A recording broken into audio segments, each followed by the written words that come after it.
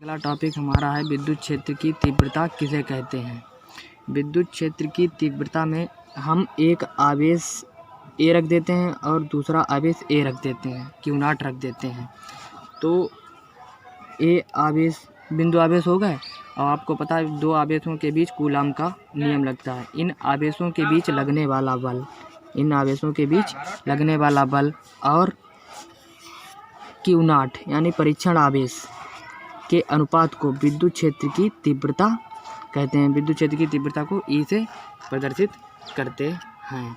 तो आप इसकी परिभाषा किस प्रकार लिखेंगे कि किसी विद्युत क्षेत्र में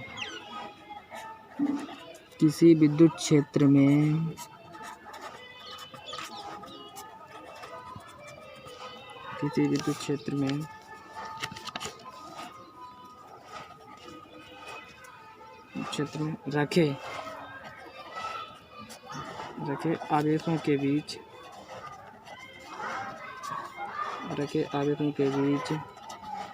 लगने वाला बल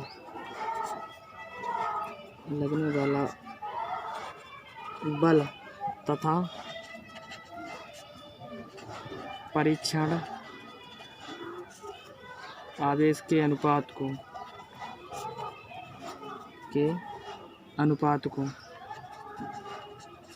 विद्युत क्षेत्र की तीव्रता कहते हैं।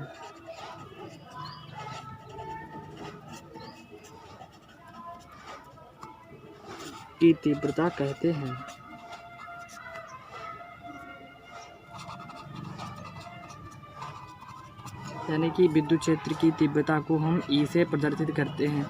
हमने आपको बताया कि विद्युत क्षेत्र में रखे आवेशों के बीच लगने वाला बल लगेगा। बिंदु आवेश हैं तो इनके बीच बल लगेगा और इसी आवेश में एक परीक्षण आवेश है, इसे परीक्षण आवेश बोलते हैं। Q0 को परीक्षण आवेश बोलते हैं। तो और Q0 के अनुपात यानी कि परीक्षण आवेश के अनुपात को विद्युत क्षेत्र की तीव्रता कहते हैं।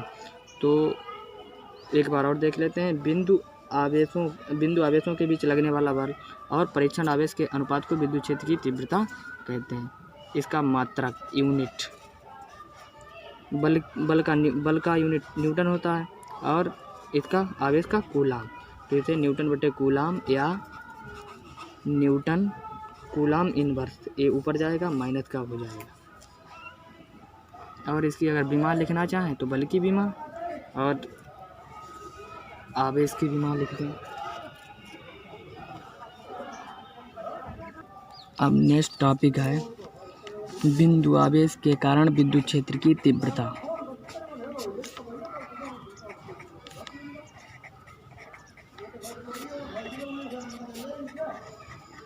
बिंदु आवेश के कारण विद्युत क्षेत्र की तीव्रता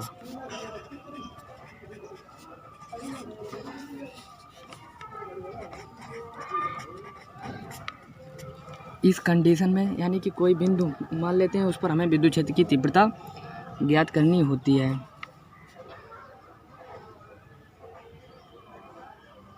मान लेते हैं कि एक आवेश ये रखा है Q और दूसरा आवेश हम Q0 बिंदु P पर रख देते हैं और बिंदु P पर हमें विद्युत क्षेत्र की तीव्रता ज्ञात करनी है। तो हम किस प्रकार ज्ञात कर सकते हैं।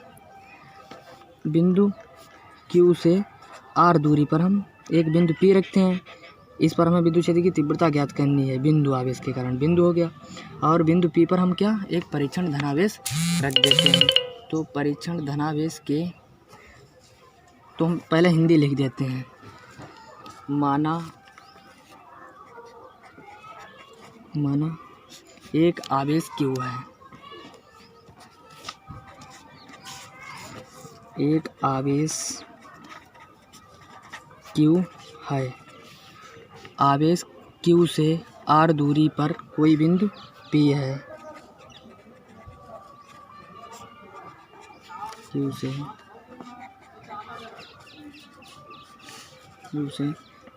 R दूरी पर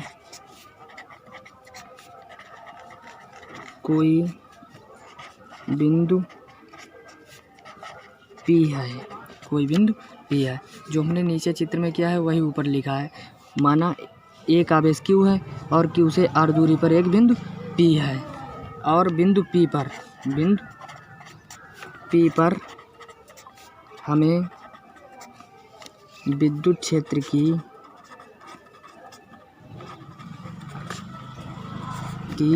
तीव्रता की गणना करनी है।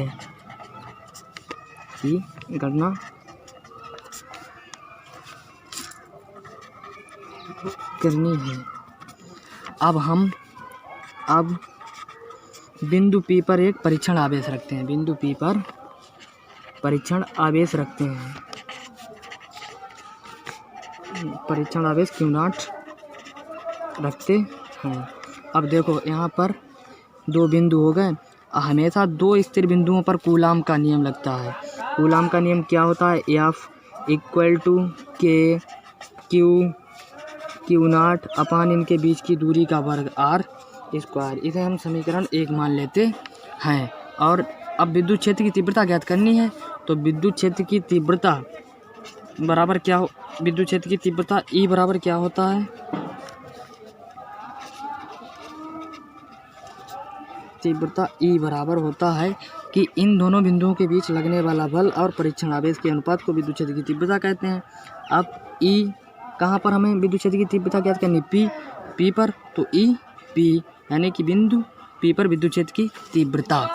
तो यहाँ हम F बराबर ये वाला मान रख देंगे। F का मान उठा के रख देंगे। K Q0 अपान r² और बटे में Q0 से Q0 काट देंगे। तो E P बराबर KQ अपान r² आ जाएगा। तो बिंदु आवेश के कारण विद्युत क्षेत्र की तीव्रता KQ अपान r² होती है। इसमें कुछ है नहीं, एक बार और देख लेते हैं कि माना एक आवेश कोई Q है। माना एक आवेश Q है। Q से r दूरी पर एक बिंदु P है जिस पर हमें विद्युत क्षेत्र की तीव्रता की गणना करनी है। और इस बिंदु P पर हम एक परीक्षण आवेश Q0 रखते हैं।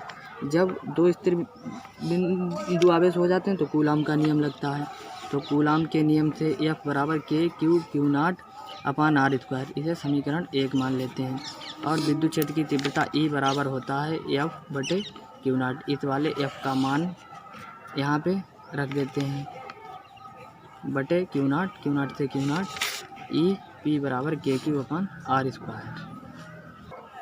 अब हमारा नेक्स्ट टॉपिक है विद्युत द्विध्रुव की अक्षीय स्थिति में विद्युत क्षेत्र की तीव्रता। एक अक्षीय स्थिति में विद्युत क्षेत्र की तीव्रता होती है और एक निरक्षीय स्थिति में विद्युत क्षेत्र की तीव्रता होती है। अक्षीय स्थिति होती है एक सीधी रेखा हो, एक्सियल कंडीशन। और निरक्षीय स्थिति में हम आगे अगले टॉपिक में करेंगे। मान लेते हैं कि एक विद्युत द्विध्रुव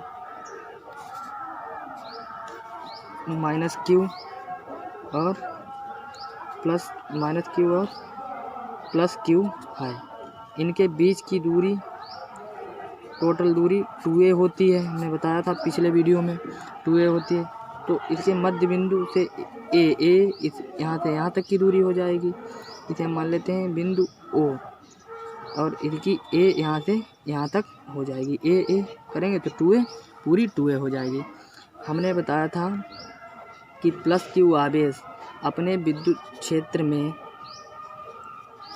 अनंत की ओर बल लगाता है तो अनंत की तरफ बल लगा देगा। और -Q आवेश ऋण आवेश की तरफ लगाता है। विद्युत क्षेत्र की रेखाओं के गुण में बताया था। तो F1 माइनस +Q के कारण हो गया और F2 इसके माइनस आवेश के कारण हो गया। और एक बिंदु P है जिस पर हमें विद्युत क्षेत्र की तीव्रता की गणना करनी है। यहाँ से बिंदु P बिंदु O से r दूरी पर स्थित है। बिंदु P O से r दूरी पर स्थित है।